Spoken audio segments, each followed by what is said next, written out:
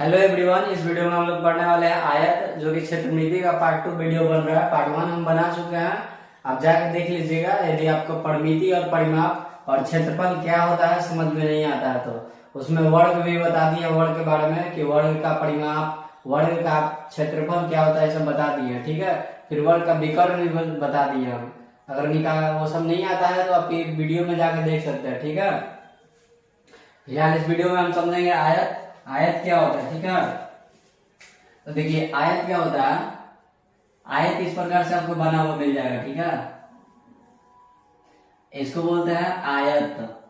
क्या बोलते हैं? आयत। इंग्लिश में बोल देंगे रेक्टेंगल, ठीक है। इंग्लिश में बोलेंगे रेक्टेंगल। तो देखिए इसमें क्या होता है कि आमने सामने की भुजा बराबर होती है। इसमें आमने सामने की भुजा बराबर होती है। आमने सामने की भुजा बराबर होती है। भुजा बराबर होती है। और जो कोण होता है कितना होता है? कोण 90 डिग्री का होता है। कोण 90 डिग्री का होता है, ठीक है। जो कोण होता है 90 डिग्री का होता है, ठीक है। ये सब कितना डिग्री? 90 डिग्री, सब 90 डिग्री। 90 डिग्री को क्या बोलता है? समकोण बोलता है। 90 डिग्री मतलब समकोण। 90 डिग्री मतलब समकोण, ठीक है। तो देखिएगा इसमें आमने सामने की भुजा बराबर होती है। मतलब अगर ये मान लीजिए क्या हो गया, ये 20 सेंटीमीटर है। अगर ये 20 सेंटीमीटर है तो ये भी 20 सेंटीमीटर होगा, ठीक है। ये भी 20 सेंटीमीटर होगा। जब ये वाला 20 सेंटीमीटर है तो ये भी 20 सेंटीमीटर रहेगा। और जब ये L सेंटीमीटर है तो ये भी L सेंटीमीटर रहेगा, L सेंटीमीटर, ठीक है। क्योंकि आमने सामने की भुजा बराबर होती है, तो ये बराबर तो ये भी बराबर, ये बराबर तो ये भी बराबर, ठीक है ना। आमने सामने भुजा बराबर मतलब देखिए जब ये 2 सेंटीमीटर तो ये भी 2 सेंटीमीटर, जब ये 5 सेंटीमीटर तो ये भी 5 सेंटीमीटर। कहने का मतलब यही है, ठीक है। तो इसमें हम पढ़ेंगे कि पहले आयत का परिमाप क्या होता है। आयत का परिमाप, ठीक है। आयत का परिमाप क्या होता है? तो देखिए परिमाप किसको बोलते हैं? सभी भुजा का योग। सभी भुजा का योग। तो सभी भुजाओं का योग, परिमाप का मतलब होता है सभी भुजा का योग, ठीक है। तो सभी भुजा क्या क्या है? देखिए AB को जोड़ लीजिए, फिर BD को जोड़ लीजिए, फिर CD को जोड़ लीजिए, फिर AC को जोड़ लीजिए, ठीक है। इसमें भुजा कौन कौन दिया हुआ है? AB है। AB किसके बराबर है? CD का।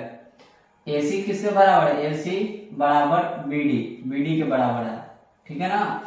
तो जोड़ लीजिए। AB कितना दिया हुआ है हमारा? 20 सेंटीमीटर है। BD कितना है? L सेंटीमीटर, जो भी बोलिए, सेंटीमीटर मीटर जो भी बोलिए। CD कितना है? B है। AC कितना है? L है। अब देखिए B को B के साथ जोड़ दीजिए, कितना हो जाएगा? 2B। L को L के साथ जोड़ दीजिए तो 2L। अब देखिए टू है जो दोनों में है, ठीक है। तो 2 को हम बाहर कॉमन लेते हैं। 2 को बाहर कॉमन लेंगे तो क्या बचेगा? B प्लस L, ठीक है। तो इसको लिख सकते हैं 2 इंटू L प्लस B। इसको इधर उधर कर दिए L और B को। अब यहाँ पे समझिएगा कि B आपका क्या, L क्या है? आपका लंबाई है। L को क्या बोलेंगे? लंबाई। B को क्या बोलेंगे? चौड़ाई। B को चौड़ाई। तो आपका फार्मूला क्या निकल के आ गया? 2 गुने लंबाई प्लस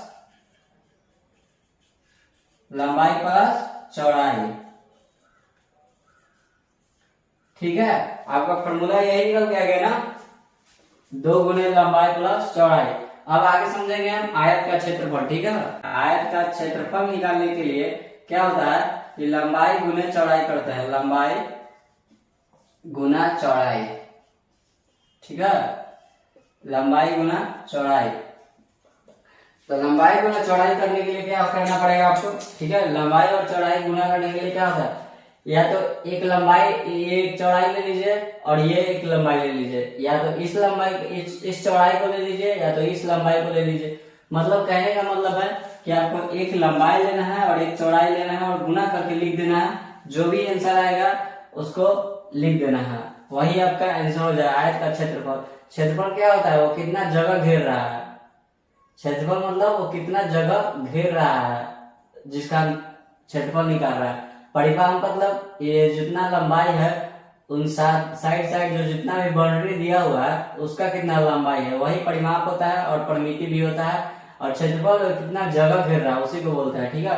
देखिए जो लंबाई ये जो क्षेत्रफल निकालेगा उसका यूनिट सेंटीमीटर या मीटर जो भी दिया रहेगा उसमें स्क्वायर लगा दीजिएगा लास्ट में, ठीक है। मान लीजिए 20 सेंटीमीटर दिया हुआ है और ये है L सेंटीमीटर, तो इसका जो आएगा सेंटीमीटर में दिया हुआ है अभी, तो सेंटीमीटर स्क्वायर में क्षेत्रफल लिखेंगे, ठीक है। लास्ट में सेंटीमीटर स्क्वायर लगा देना है, जो भी हो, मीटर में हो, सेंटीमीटर में हो, जो भी जिस भी यूनिट में हो उसमें स्क्वायर लगा देना है हमको क्षेत्रफल निकालते समय, ठीक है।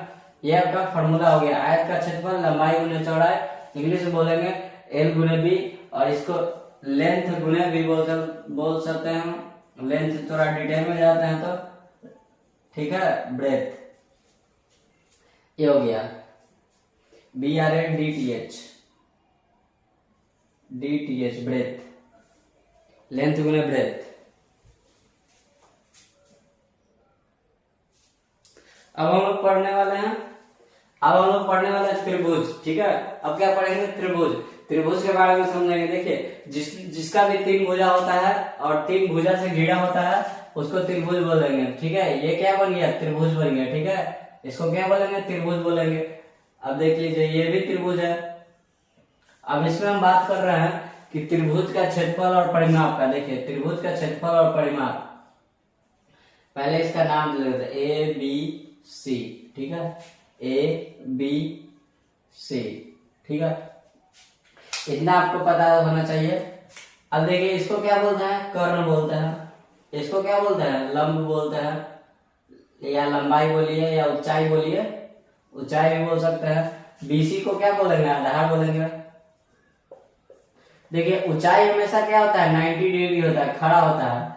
ऊंचाई मतलब सीधा होना चाहिए। इसमें आपको ऊंचाई कहीं नजर आ रहा है, इसमें ऊंचाई नहीं है, इसमें सिर्फ आधार दिया हुआ है, आधार, और बाकी ये सब भुजा है, ये सब भुजा है, ये भी भुजा है, ये भी भुजा है, ठीक है। तो देखिए त्रिभुज का क्षेत्रफल होता है, त्रिभुज का क्षेत्रफल होता है, त्रिभुज का क्षेत्रफल 1/2 आधार गुने ऊंचाई,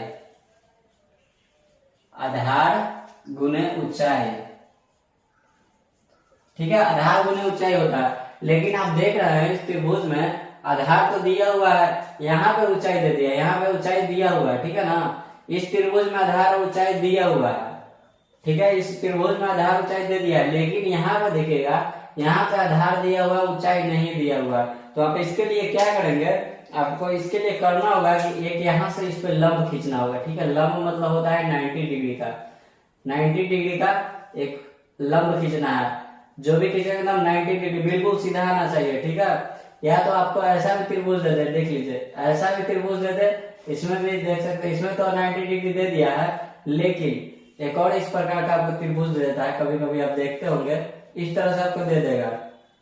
इसमें तो 90 डिग्री नहीं है, तो आपको क्या करना पड़ेगा, एक लंब खींचेगा, कहां से, ऊपर से एक लंब खींचेगा और 90 डिग्री तक यहाँ पे। तो अब क्या हो जाएगा, इससे होगा कि ये h का काम करेगा, ऊंचाई का काम, ठीक है ना। और आधार तो हमारे पास रहेगा ही, ठीक है, आधार तो रहेगा ही। तो आधार और ऊंचाई निकालने के लिए ऊंचाई नहीं दिया हो तो क्या लंब खींचेंगे, ठीक है।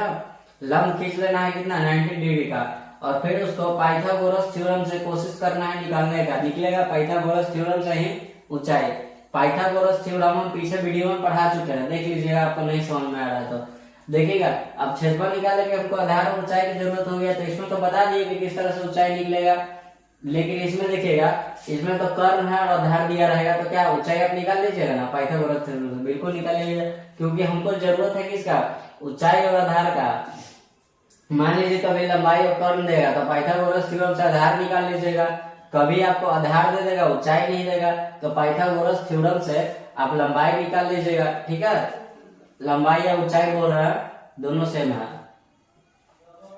बस ऐसे ही करके त्रिभुज का क्षेत्रफल निकालना। और परिमाप के बारे में आपको पता ही है, त्रिभुज का परिमाप, त्रिभुज का परिमाप, त्रिभुज का परिमाप क्या होता है कि सभी भुजाओं का योग। ठीक है, सभी भुजाओं का योग,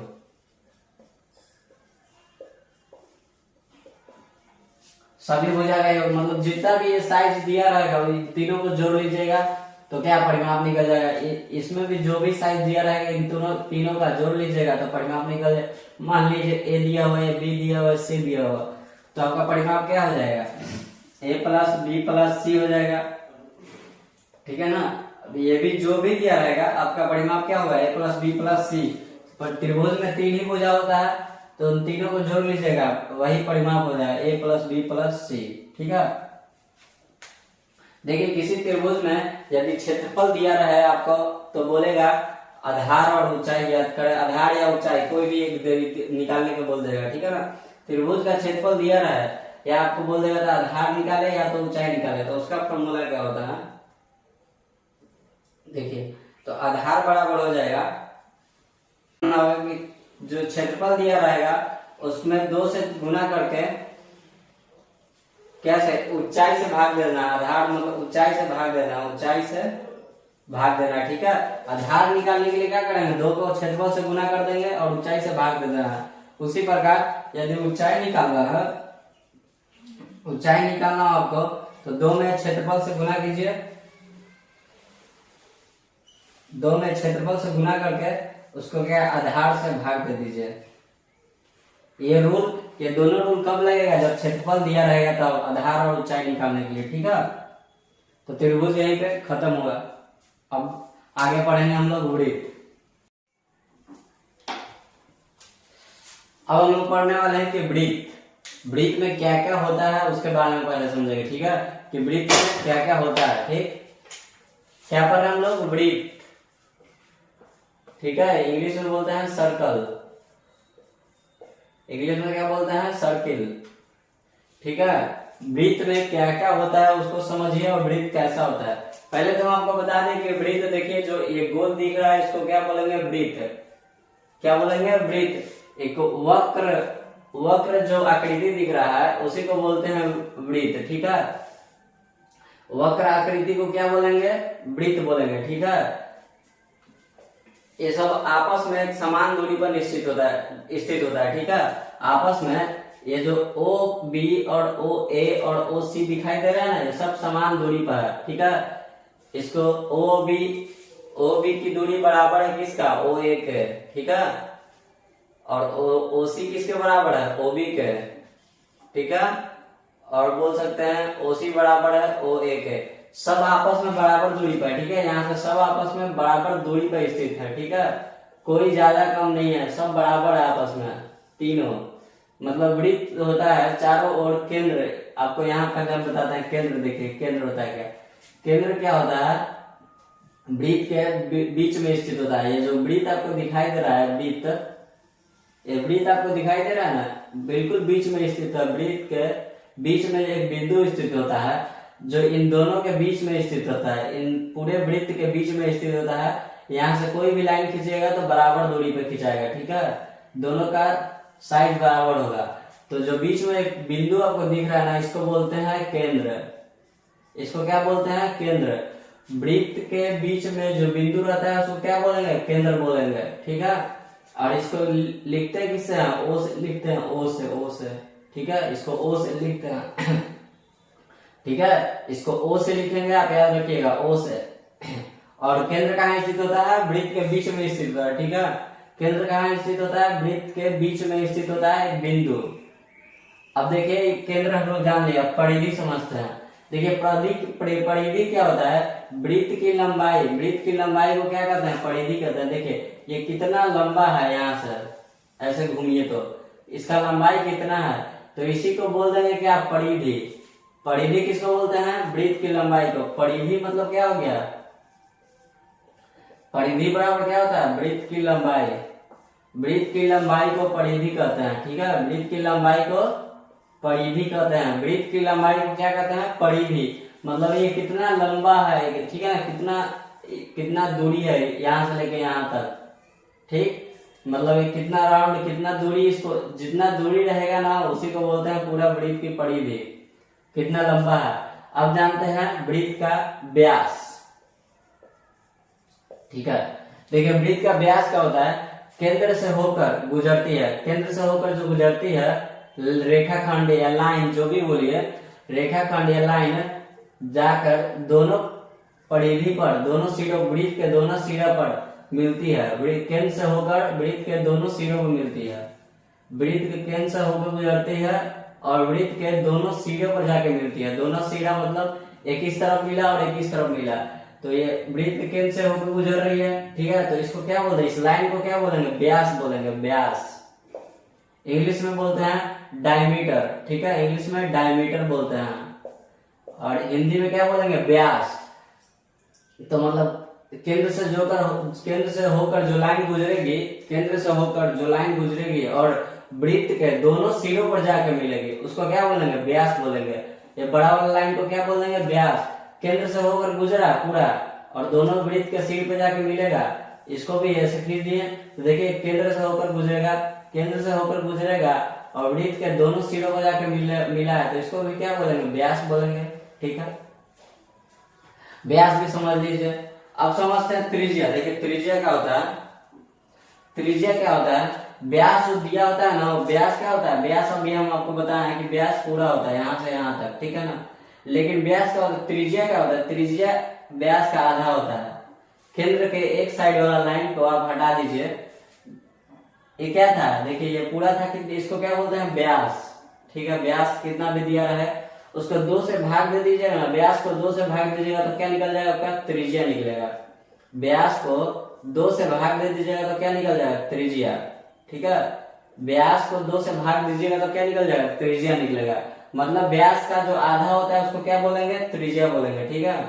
व्यास का जो आधा होता है उसको क्या बोलेंगे? त्रिज्या। केंद्र से सटा होना चाहिए, ठीक है।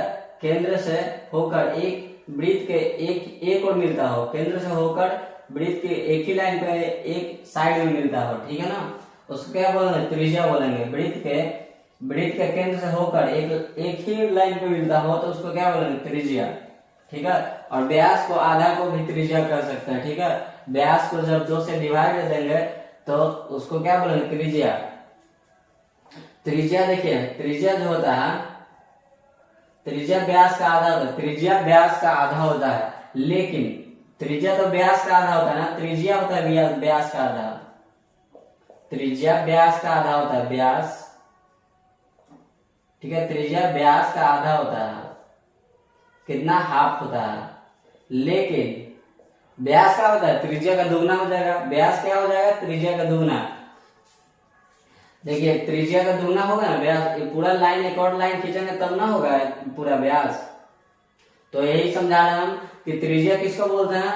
जब व्यास को 2 से डिवाइड दे दीजिएगा तो हमारा जो निकलेगा वही त्रिज्या होता है।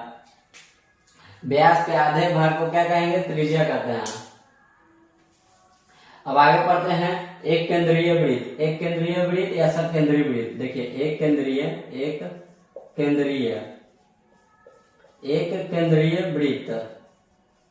या सकेंद्रीय वृत्त,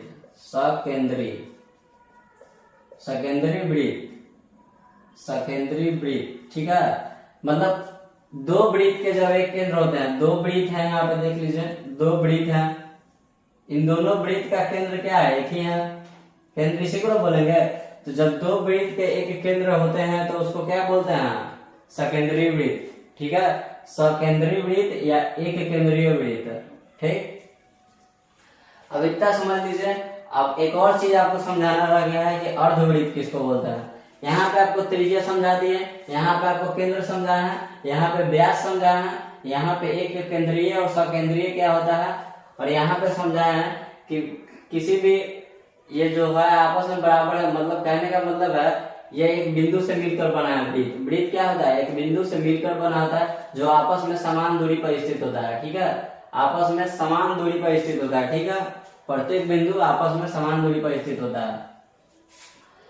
तो केंद्र से इसको आई देखिए, यहाँ पे भी एक त्रिज्या, त्रिज्या तो बता दें आपको, समझ में आ रहा है, इसको भी त्रिज्या बोल देंगे, इसको भी त्रिज्या बोलेंगे, और ये दोनों का माप एक ही होगा, ठीक है ना, ये जितना है उतना ये भी होगा, और ये जितना है उतना ही साइज होगा, ये भी होगा, ये सब आपस में बराबर होता है। केंद्र से जो भी लाइन खींचिएगा, केंद्र से वृत्त के केंद्र से कोई भी लाइन खींचिएगा, उस सब का माप एक ही होगा, सब एक साइज का होगा, ठीक है। कहीं भी लाइन केंद्र से खींचिएगा, उस सब का माप होता है जो एक ही साइज का आएगा। जब ये 5 सेंटीमीटर है तो ये भी 5 होगा, ये भी 5 होगा, ये भी 5 होगा। जब ये 4 होगा तो ये भी 4, ये भी 4, ठीक है, इस तरह से होता है। अब हम समझेंगे कि अर्धवृत्त क्या होता है, ठीक है। अर्धवृत्त देखिए, यही में हम आपको समझा देते हैं। सकेंद्री वृत्त समझ नहीं आप, जब दो वृत्त के एक केंद्र होते हैं तो उसको सकेंद्री वृत्त या एक केंद्रीय वृत्त बोलेंगे, ठीक है। जब दो वृत्त के एक केंद्र होते हैं तो उसको बोलेंगे सकेंद्री या एक केंद्रीय वृत्त। अब यहाँ पे हम समझेंगे कि अर्धवृत्त क्या होता है, अर्धवृत्त, ठीक है। अर्धवृत्त हम समझने वाले हैं। देखिए अर्धवृत्त क्या होता है, एक नया वृत्त बना लेता है। देखिए अर्धवृत्त कहने का मतलब होता है एक वृत्त बना लो, ठीक है, वृत्त, ये क्या बन गया, वृत्त बन गया। यहाँ पे केंद्र है, ठीक है, केंद्र से एक लाइन खींच दीजिए, वृत्त का आधा करते हैं तो उसी को बोलते हैं, देखिए अर्धवृत्त। हम सिंपल में भाषा में आपको समझा रहे हैं। वृत्त का जब आधा कर दीजिएगा ना, वृत्त का जब आधा काट दीजिएगा भाग, तो उसको क्या बोलेंगे, अर्धवृत्त। वृत्त का आधा भाग कट जाता है ना तो उसको क्या बोलेंगे, अर्धवृत्त, ठीक है। वृत्त का आधा भाग कट जाता है तो उसको क्या बोलेंगे, अर्धवृत्त। वृत्त का आधा भाग कट जाए तो उसको क्या बोलेंगे, अर्धवृत्त। तो अभी क्या है, ये अर्धवृत्त है, ठीक है, अर्धवृत्त, ठीक, अर्धवृत्त है। तो इसमें सिर्फ त्रिज्या होगा, अर्धवृत्त का ये वाला त्रिज्या बोलेंगे इसको, ठीक है, इसको त्रिज्या बोलेंगे, इसको त्रिज्या। और ये देखिए एक केंद्र से होकर गुजर रहा है और वृत्त के एक सिरा से दूसरा सिरा भी मिल रहा है, तो इसको क्या बोल देंगे, व्यास बोल देंगे। इसको क्या बोलेंगे, व्यास। इसको क्या बोलेंगे, त्रिज्या, ठीक है ना। तो यही हो गया आपका अर्धवृत्त, अर्धवृत्त, ठीक है। तो वृत्त के बारे में आप लोग इतना समझ गए। अब क्या होता है, अब इससे अब आगे हम समझते हैं, एक होता है जीवा, ठीक है, एक होता है जीवा। लेकिन अभी जीवा को समझाना सही नहीं होगा। अब हम समझते हैं कि क्षेत्रफल और परिधि क्या होता है वृत्त। तो अब हम कुछ पढ़ेंगे वृत्त के कुछ फार्मूला के बारे में, ठीक है। आकृति के बारे में समझ लीजिए, कुछ फार्मूला के बारे में समझेंगे। देखिए ये जो बना रहा है इसको बोलेंगे पाई, ठीक है, इसको क्या बोलेंगे, पाई। याद रखिएगा इसका नाम क्या है, पाई है, ठीक है ना, इसका नाम पाई है। और पाई तो वृत्त की परिधि, वृत्त की परिधि, वृत्त की परिधि और वृत्त का व्यास बटा में वृत्त का व्यास, इन तीनों में एक आपस संबंध है, ठीक है ना, आपस में संबंध है, ऐसा होता है, ठीक है ना, आपस में संबंध है ऐसा कि पाई बराबर वृत्त की परिधि और बटा वृत्त का व्यास, ऐसा संबंध है, ठीक है। तो देखिए, तो वृत्त की परिधि का फॉर्मूला क्या हो जाएगा हमारे पास, वृत्त की परिधि का फॉर्मूला क्या होगा, वृत्त की परिधि बराबर क्या लिख सकते हैं, वृत्त की परिधि निकालना हो तो पाई गुना वृत्त का व्यास, वृत्त का व्यास, ठीक है। देखिए व्यास को क्या बोलते हैं, देखिए यहाँ पे डी से क्या हो गया आपका व्यास हो गया, आर से क्या होगा, त्रिज्या होगा। अब पाई का चिन्ह तो आपको पता है, इसको पाई बोलेंगे। और देखिए यहाँ पे व्यास बराबर होता है 2 गुने त्रिज्या, व्यास बराबर क्या होता है, 2 गुने त्रिज्या, याद रखिएगा। व्यास बराबर क्या होगा, 2 गुने त्रिज्या, व्यास बराबर 2 गुने त्रिज्या। और जब त्रिज्या निकालना हो तो त्रिज्या निकालना हो तो क्या करेंगे, व्यास को 2 से भाग दे देंगे, व्यास को 2 से भाग दे देंगे, ठीक है। तो इसको हम लिख सकते हैं, इंग्लिश में लिख दीजिए तो 2r लिख सकते हैं। और इसको लिखेंगे तो d को 2 से भाग देना पड़ता है, डायमीटर को, ठीक है। डायमीटर को 2 से भाग देना है, d मतलब डायमीटर, डायमीटर DIAMET डायमीटर। और रेडियस, देखिए त्रिज्या का इंग्लिश होता है रेडियस, ठीक है। और पाई को आपको तो पता है PI, पाई लिख देंगे। और व्यास को क्या बोलेंगे, डायमीटर। इतना याद रखिएगा, सबका इंग्लिश लिख दिए हैं। त्रिज्या का फॉर्मूला क्या हो जाएगा, व्यास बटा 2, इंग्लिश में डायमीटर बटा 2। और यह त्रिज्या का फॉर्मूला व्यास बटा 2, और व्यास निकालना होगा तो 2 गुने त्रिज्या कर देंगे, ठीक है। तो अब यहाँ तक समझिएगा, हम लोग यहाँ पर थे। वृत्त की परिधि क्या हो गया, पाई गुने वृत्त की व्यास। तो वृत्त का व्यास क्या होता है, पाई गुने वृत्त का व्यास क्या हो गया, वृत्त का व्यास बराबर क्या लिख सकते हैं, देखिए 2r लिखे हैं। व्यास सब क्या है, वृत्त का ही व्यास है, वृत्त की त्रिज्या है। तो व्यास को बराबर क्या लिखा हुआ फॉर्मूला 2r, तो 2 को r से गुना कर दीजिए, तो ठीक है। तो वृत्त का परिधि को हम लिख सकते हैं 2πr, देखिए आपस में गुना हो गया, तो 2 को 2 लिख दीजिए, पाई का पाई, r का r, ठीक है। तो इसको अब लिख दिए ना 2πr, वृत्त का परिधि हमारा निकल के आ गया 2πr। अब आपको वृत्त का व्यास पता ही है, वृत्त का व्यास यहाँ पे बता दिए हैं, क्या होता है 2r होता है। त्रिज्या क्या होता है, व्यास बटा 2 होता है, सब आप याद रख लीजिएगा। अब हम पढ़ेंगे वृत्त का क्षेत्रफल क्या होता है, वृत्त का क्षेत्रफल। तो वृत्त का क्षेत्रफल क्या होता है, फॉर्मूला याद रखिएगा, वृत्त का क्षेत्रफल, वृत्त का क्षेत्रफल होता है पाई r स्क्वायर, ठीक है। पाई r स्क्वायर मतलब r का स्क्वायर मतलब क्या होता है, r का स्क्वायर कहने का मतलब क्या होता है, r को 2 बार गुना करना, r को 2 बार गुना करना। अब देखिए पाई का मान होता है, जो पाई का मान 22/7 होता है। पाई का मान क्या होता है, 22/7। पाई का मान कितना होता है, 22/7। इसको याद रखिएगा, जब भी आप मैथ्स बनाइएगा तो पाई का मान याद रखिएगा कितना होता है, 22/7। वृत्त का जब मैथ्स बनाइएगा, चाहे कोई भी मैथ्स बनाइएगा जहां पे पाई आएगा, तो उसका वैल्यू कितना रहेगा, 22/7, ठीक है। 22/7 रखना होगा, और पॉइंट में चल जाएंगे तो कितना हो जाएगा, 7×21 3.14 होता है, ठीक है। 3.14 होता है पाई का वैल्यू। दशमलव में ऐसे लिखाता है 3.14 भी लिख सकते हैं, और बट्टा में 22/7, ये सब पाई का मान है, ठीक है। मैथ्स बनाइएगा, आगे हम क्वेश्चन बनाएंगे वीडियो में, आगे का वीडियो में जब क्वेश्चन आपको देखना होगा तो क्वेश्चन आगे देख लीजिएगा। अभी इस वीडियो में पॉसिबल नहीं है, अभी एक वीडियो और बनाएंगे हम चतुर्भुज के क्षेत्रफल और परिमिति पे, ठीक है। ये हम तो वृत्त खत्म हो गया, अब आगे बढ़ेंगे हम क्षेत्रमिति में पढ़ेंगे, क्या क्षेत्रमिति में पढ़ेंगे चतुर्भुज के बारे में, ठीक है। चतुर्भुज के परिमिति और परिमाप और क्षेत्रफल ऐसे पढ़ेंगे।